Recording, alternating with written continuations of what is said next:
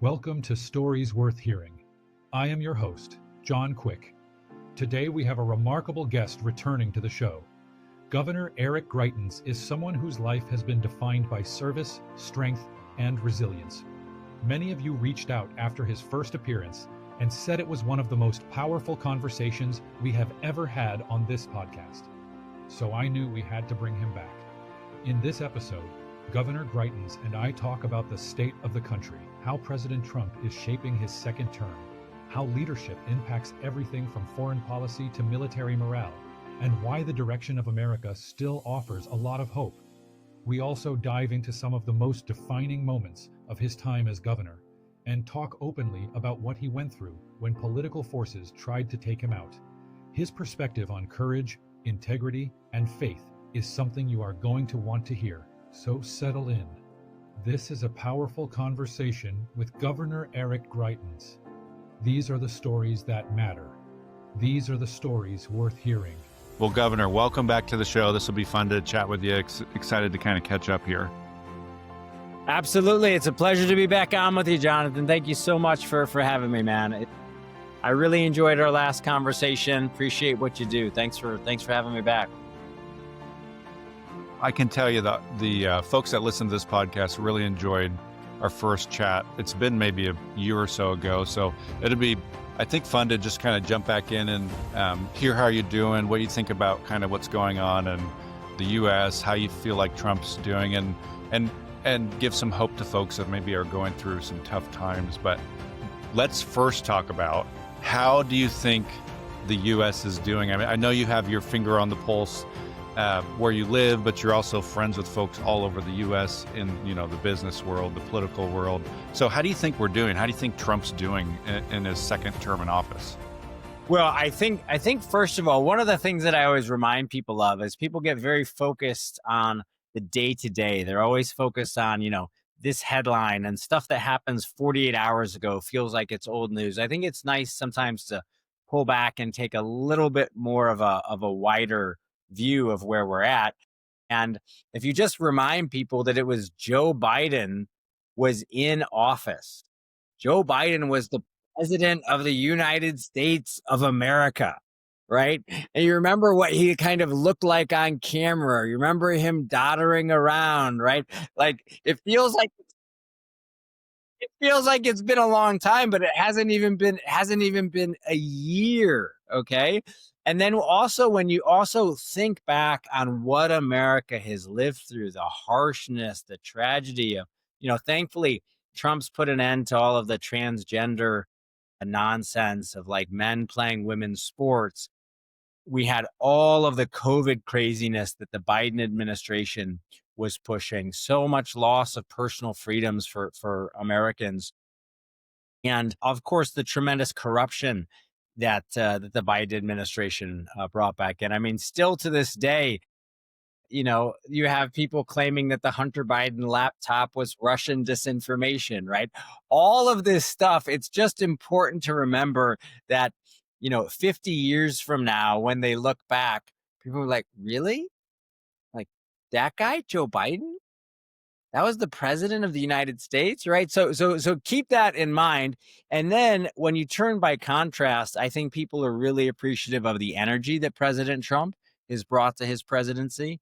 And I think in particular, one of the things that I often focus on is you think about the place that presidents play in history.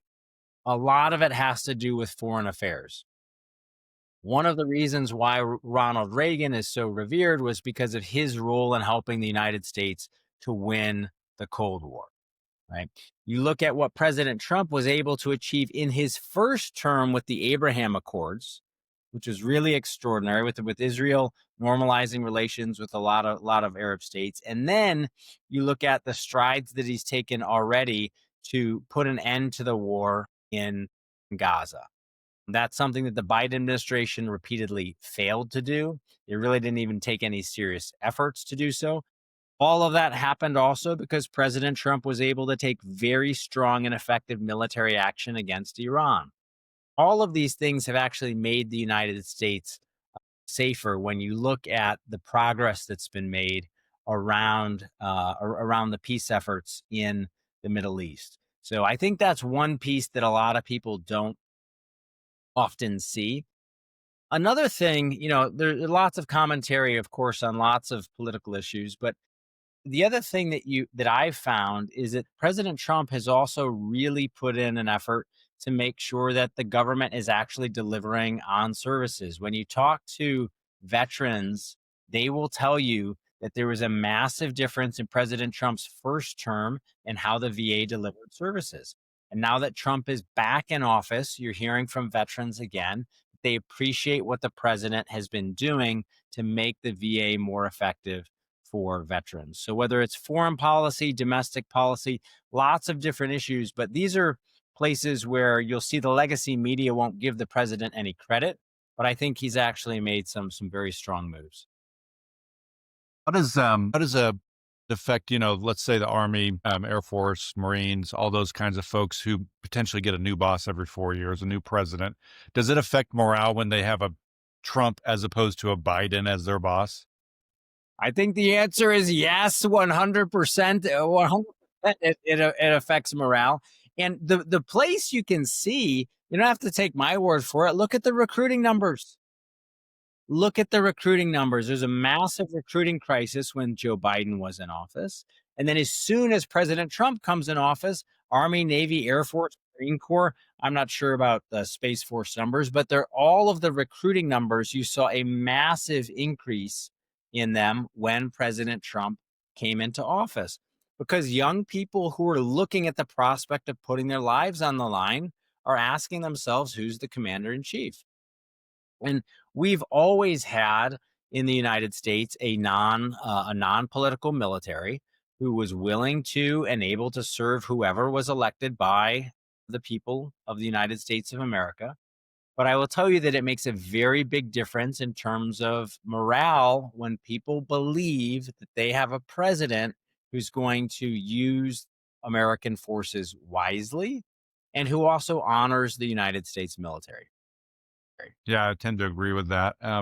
Let's shift a little bit. I'd love to hear, you know, your thoughts on being governor. You were the governor. I think during the time, I think a lot of folks in your state really appreciated and enjoyed you being the governor. You faced similar things that Trump faces now on a daily basis, where cancel culture comes in. And if there was a poster child for resilience, your face would be all over that. But talk to me a little bit about some of those proud moments you had as governor. What were some of the things that you still look back on and say, man, I'm proud that got accomplished? There are so many proud moments. I'll touch on just a couple of them. One of the things that I'm most proud of when I was governor is we built a great team. We had a fantastic team. And when I was governor, one of the first things that I did was I built a public safety team. We have police officers, firefighters, first responders who all came together because a lot of your listeners will remember Ferguson, Missouri in 2015 was it was the birthplace of the Black Lives Matter and anti-police movement. That was before I was governor. And we knew that when I was governor, we knew that they were going to test us again. And indeed, in 2017, when I was governor, we had an incident where a white police officer had shot and killed a black man on duty. And as the trial progressed, we had activists from Black Lives Matter and Antifa all over the country came to Missouri, and they said, after we're done, you won't even remember Ferguson. They said, we're going to burn Missouri to the ground. We worked with a fantastic team. Again, we had police chiefs, we had fire chiefs, we had the National Guard, we had a great communications team. And we used, Jonathan, what I call the heart and the fist. We were extraordinarily clear with everybody. And the message was very simple. It was, number one, that everyone in the United States of America has the constitutional right to protest. So anyone who's upset with a verdict that comes out, you will find that our police officers are out there and they are protecting everyone who is out there exercising their constitutional right to protest. But we were also very clear that throwing a brick through a window is not free speech, that if you assault a police officer, you're going to be arrested. My predecessor, when he was governor, he told people that he was giving the rioters a safe space to loot and to burn. And I said that when I'm governor, if you loot and you burn, the only safe space you're going to have is in a jail cell. So we were extraordinarily clear that number one, we're going to protect your constitutional rights. And number two, there's not going to be any tolerance for rioting, for looting, for burning. And long story short, Jonathan, after 3 days, and our team ended up making hundreds of arrests. After 3 days, Black Lives Matter and Antifa were defeated. And we proved that you could be compassionate, you could respect the Constitution of the United States of America, and that allowing rioting, allowing looting, allowing assaults on police officers, that was a choice. And it was a choice that we were not going to make when I was governor in Missouri. And after 3 days, Antifa and Black Lives Matter left, and they had broken a few windows and turned over some potted plants. And that was it. And I think that was one of my proudest moments as governor. Now, we also now know that it was after we were successful doing that, the George Soros funded prosecutor in St. Louis decided that she was going to make up a charge against me, right? So one of our greatest successes also awakened this tremendous enemy, which was George Soros and this George Soros funded prosecutor. But some of my other favorite moments, I will always remember going to release Judy Henderson from prison. She was a woman who served 36 years in prison for a murder she did not commit. The previous governors all the boards of probation and parole had all recommended that she be released. I did a full and complete review of her file along with my team. I remember one of the lawyers on my team came back after the first visit to Judy, and he said she's the most amazing woman in the world. She's fantastic. And I ended up going up personally, Jonathan, before Christmas. And I went to the prison myself on my very first year and told her that she was free. And we had called her family, her daughter, Angel. She's written a wonderful book. It's called When the Light Finds Us. In fact, as I'm thinking of it, your guests or your listeners may enjoy having her on at some point. She just did a wonderful book called When the Light Finds Us. And it's a real story about her faith and her resilience through some incredibly hard times. I mean, imagine being in prison 36 years for a murder you didn't commit. And she still managed to raise her daughter from inside of prison. She's just an incredibly powerful woman. And that was one of the most important things I think I did as governor.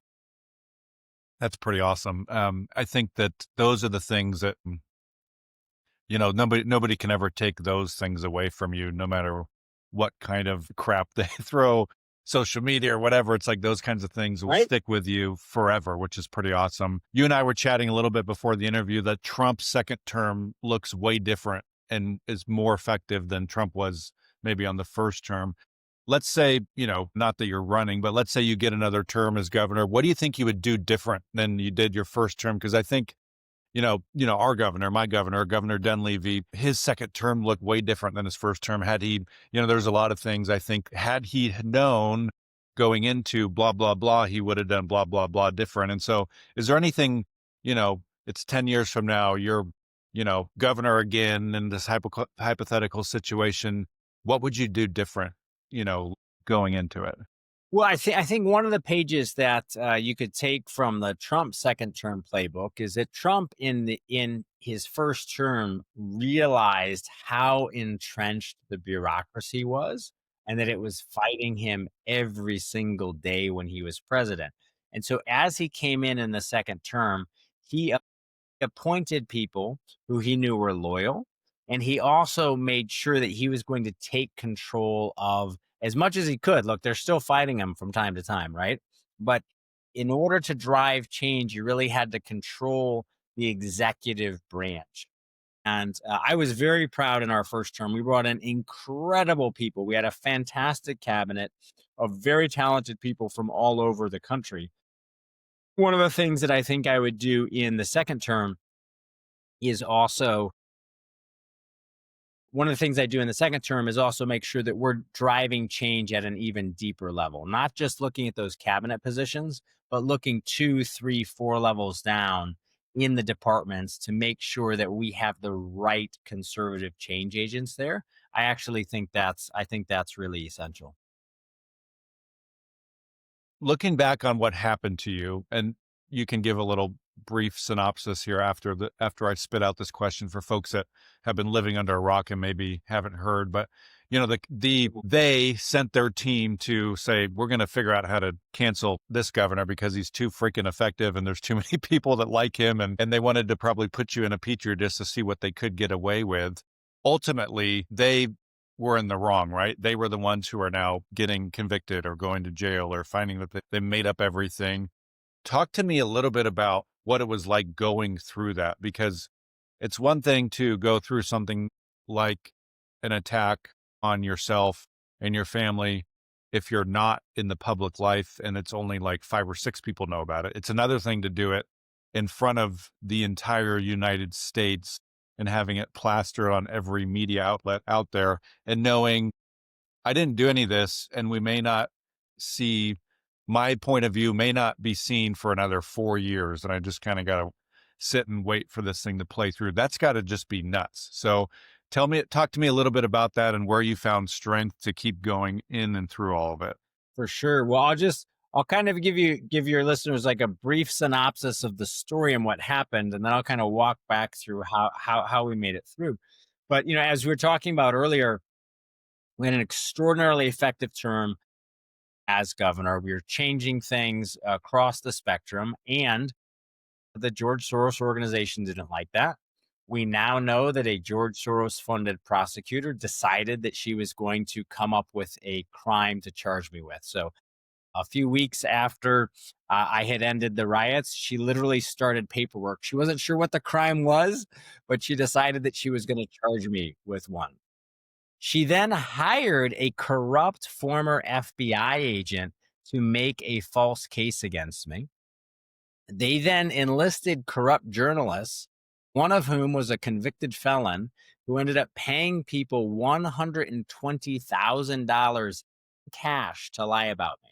And that's only the $120,000 in cash that we know about that they paid.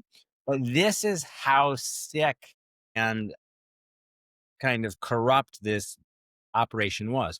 Well, you fast forward to today, the corrupt FBI agent and the George Soros funded prosecutor were charged with 8 felonies for perjury, for evidence tampering, for misuse of public funds. Both of the prosecutor and the FBI agent have pled guilty. The prosecutor was found by the Missouri Supreme Court to have lied over 70 times to the court, lied to the judge, lied to the grand jury. Over 70 times she was found to have lied. She was admonished. She was fined by them. She later resigned. The truth has now come out, but one of the things that you have to live through is the fact that the legacy media, when we were going through this, they published literally, Jonathan, millions of negative, false stories about me. And it wasn't just in the United States, it was literally worldwide. This story was covered around the world. And I remember somebody sending me a story from the Jerusalem Post about this, right? So they cover the nonsense and they cover the lies in a worldwide way. But then once you're exonerated, when the prosecutor pleads guilty, when the FBI agent pleads guilty, when it all, whoa, they don't cover it. If they cover it at all, they bury it in a paragraph on page 7. So, and it's also one of the things that is tough as you're going through it is that now all of the facts are out. Now, today, people know that I was innocent and they know that the people who came after me are guilty. But at the time, they didn't. And we also had no guarantees that the truth would ever actually come out. I'm actually very lucky because there are a lot of people who are falsely accused and they're slaughtered in the media, and the truth never finds its way out. In my case, I was actually extraordinarily fortunate that it did. But that process also took years. It took years for all the truth to come out. It took years for the FBI agent and the prosecutor themselves to get prosecuted. And even when the story came out, it came out just as COVID was starting. So people were thinking about other things. And I think one of the things that you have to do as you're going through something like that is that you just have to have a rock solid sense of personal faith and personal integrity to know that it really, at the end of the day, it sounds so simple, but it doesn't matter what other people think. What matters is what you know and what you know to be true. And the world can turn on people in a very vicious, difficult way. It's probably happened to a lot of people who are listening to this podcast. One of the things that's happened for me, because I've survived this in the way that I have, so many people have come to me and have told me their stories about how they were attacked, how they were maligned. It happens, and one of the things that I've noticed is that if you really stand up for good, the forces of evil will come after you. And I recently wrote in a book that'll be coming out. The line I wrote is that scars left by the devil mark you as one of God's sons. So you can actually wear these scars proudly because you know that they came to you because you've done difficult things. And in your own life, you can try to find a way to take that pain, and it was really painful, and you turn it into wisdom. You take that suffering and you turn it into strength. Yeah, I think that's one of the things that I have admired the most in your story is that in talking with you and some of your team members, I get to talk to people, successful people from all over the globe with this podcast, from elected officials to billionaires, and stuff happens to folks. And you guys have remained super positive. So I think that that's been something that I've seen and looked at, and it's been inspiring for me because it's very easy to be bitter. Something Yes. that happened to you, Yes. it's and similar things, maybe more worse or less worse, happen to people all the time. And I think the majority of the time, people choose to be angry, bitter, resentful, and negative. What in it? What's made you not do that? Because there's something different there than I think most folks. Is it faith? Is it because you've been to actual wars and this is all child's play? Because it's just kind of words on a paper. Tell me a little bit about what's made you decide to turn something that's really shitty into a positive thing. Yeah, well, thanks, man. I appreciate that. Look, I do think that it helped that, before I ever served in the military, I'd done a lot of work in humanitarian crises. So I'd seen terrible situations, people who'd lost their homes in Bosnia, genocide in Rwanda, kids who'd lost limbs to landmines in Cambodia. I'd seen real hardship and, poverty in one of Mother Teresa's homes for the destitute and dying in Calcutta. I'd seen that real hardship. I think, of course, obviously going through the SEAL teams, serving in Iraq, Afghanistan, Southeast Asia, the Horn of Africa, it gives you a perspective on what true pain is. Though I will often say, I will always tell people, I'd much rather fight the Taliban than fight journalists and politicians because they're more honest. The Taliban, they're just trying to kill you.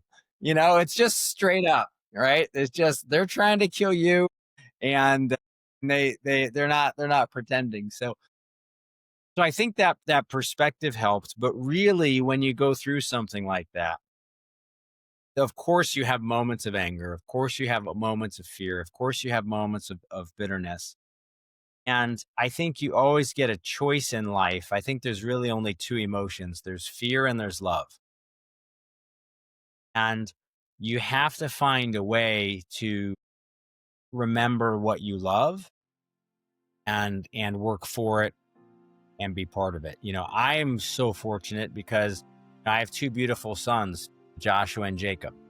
And, one of the great gifts that's actually been given to me was that because of stepping out of the schedule and the demands of public life, I've been able to be an incredible dad, an absolutely incredible dad. And they're 9 and 11 now. And I know I often think to myself, when I'm on my deathbed, what's going to be most important to me? And the fact that I've been able to spend this much time with them and have these quality trips and quality conversations and time going to soccer practice and basketball practice and all of this, I believe I already feel, and I think that at the end of my days, I'll also feel that this was a great gift. I love that. I think you're going to look back on that and think, that there was a purpose for everything, and that maybe that was a part of the bigger purpose so that you could spend some more time with your kids. Because Lord knows if you're in the governor's mansion or a senator or whatever, you just don't have much time for anything outside of that specific job. So last question to you is this, Governor. I want to be mindful of your time. You have a book coming out, a new book. I don't think it's out yet. Can you talk to me a little bit about that? What people could expect? What's it about? All those kind of details. I'd love to hear. Yeah, well, when it actually comes out, we should come on and I'll talk. We'll have another podcast about the book. But right now, the working title is The Ultimate Rebellion Handbook, and it's a book about how a man can take back his soul from a world and a culture that's trying to take it away. Everywhere you look today, there are all of these demands on people's, and the ultimate rebellion today as a man is to really be master of your own life. And so that's what the book's all about. We'll have you back on to chat about the book once it gets out. First of all, thanks so much for coming back on. Really appreciate you. Your story is inspiring. For folks that are listening, I'm going to link to the governor's website. He's got a couple books out already that people can go check out. I want to encourage folks to go check those out and buy yourself a copy. And I'll link the article as well that I did in Newsmax, kind of about your story. So really appreciate you coming on, Governor. You're welcome back anytime, and hope you have a great rest of your day. Thank you. Honored to be on with you. Appreciate you. On.